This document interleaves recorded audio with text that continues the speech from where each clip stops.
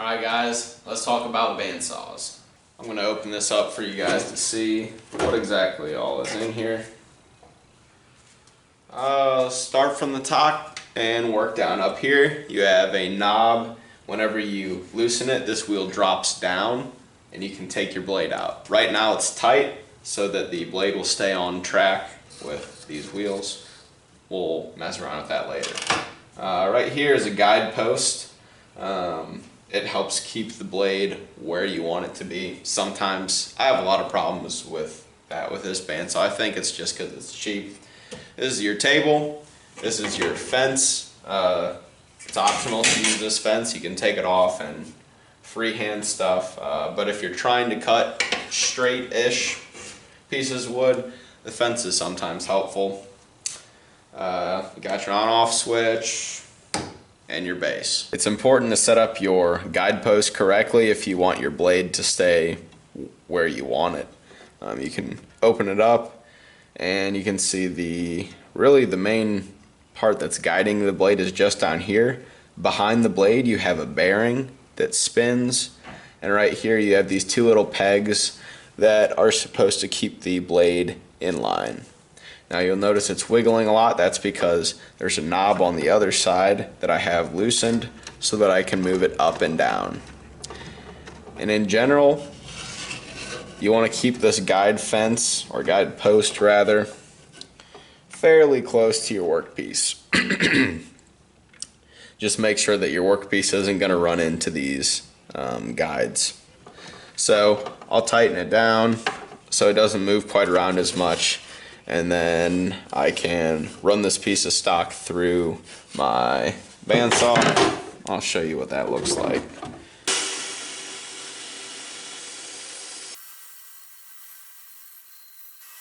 Now there's nothing against trying to cut a piece of wood and having the guidepost all the way up here, but your blade will move around quite a bit as you move your workpiece. I have a pretty thick blade on here right now. That's for cutting straighter things.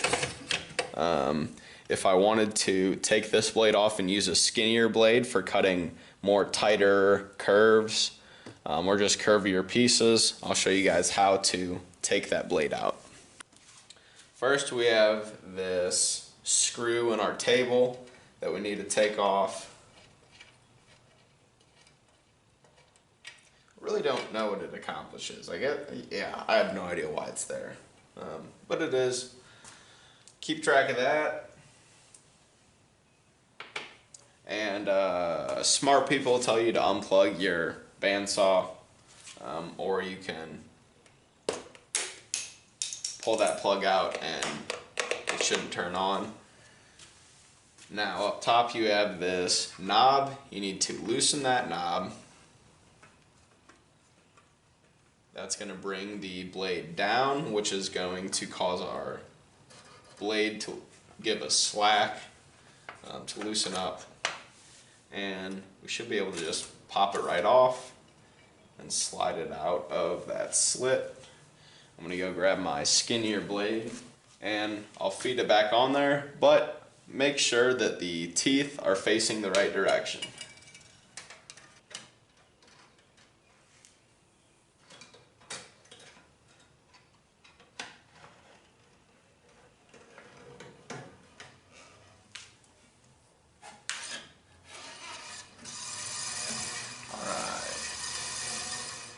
So we're on track. Generally, you can tell if your blade is tight or not by pressing on this big area where nothing's in contact with it. If it gives about 1/4 of an inch, you're in good shape. Now there's guides on your guide post. There's also guides down here. There's no need to mess with them now because I've got them set up, but just be cognizant of that if you're trying to set up a bandsaw.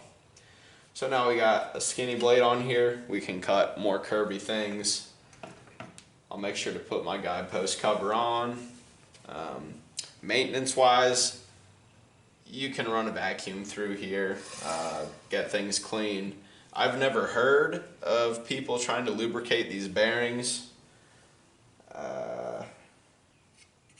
I don't know if that would help or hurt, but I've never done that and I haven't had any problems. Now don't forget to put your screw back in place. Once again, I have no idea why this thing has this, but I guess you're supposed to lock it on there. Pop our safety key back on here. Now, you'll want to double check and make sure that this is going to run smoothly. One way to do that is just to flip the switch on and back off. So if anything bad happens, there's not energy continuing to be pumped into this machine. So I'll just flick it. Whoops.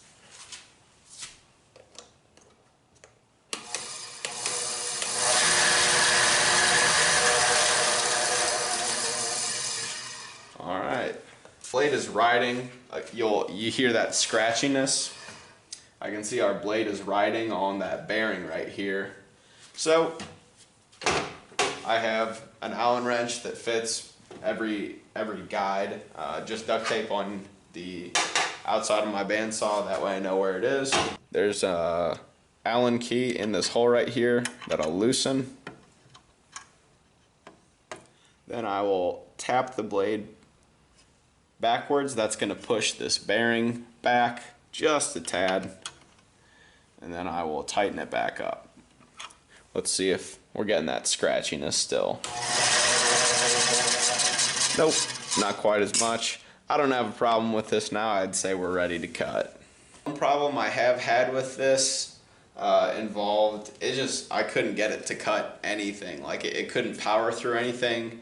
And what was happening was this belt right here was really loose. This model uses an axle to drive a belt to drive the wheels. That's just how it is. It's cheap. And so I had to go around back and adjust the motor, basically pull it tight and then lock it back down so that now there's little play in the belt. And we have a good, strong, tight fit between the belt and the wheel. And once you're done messing around with the insides, don't forget to turn these knobs, lock the front onto the frame,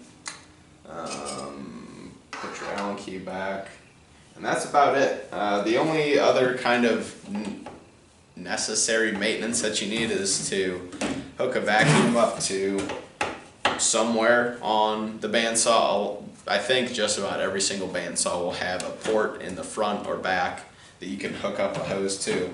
That's just going to keep the insides relatively clean. You don't want sawdust getting built up on those wheels and on the blade. So that's about it for the basic things you need to know to get started working on a bandsaw. If you guys have questions, let me know.